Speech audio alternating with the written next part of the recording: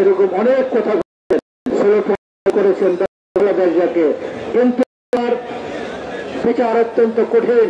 আল্লাহর দুনিয়াতে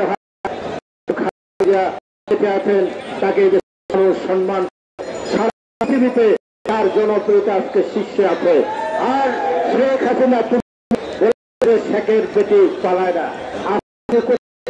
তুমি ভিতরে করে তুমি ভারত পালিয়ে গেছো কিনা।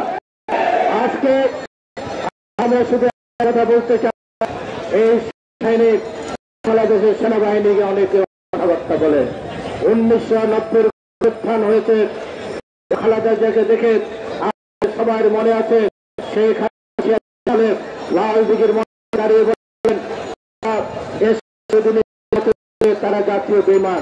দুদিন পরে উনি এবং জামাতে অন্যান্য রাজনীতিকে বোঝার জন্য সেদিন নির্বাচনে চলে গেলেন। হাসিনা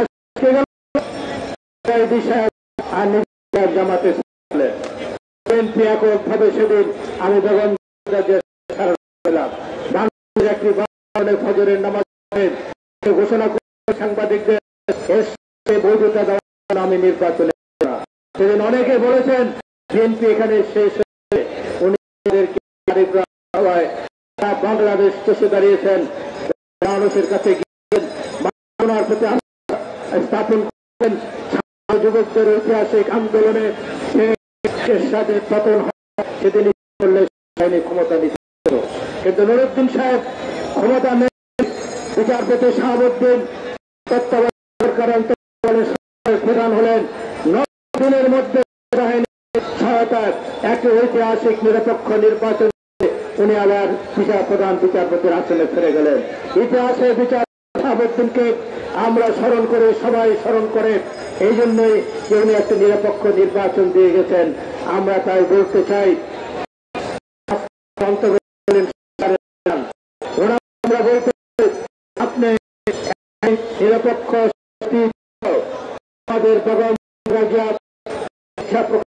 ডিসেম্বরে ভোট, তাহলে নির্বাচনে অংশগ্রহণ করব।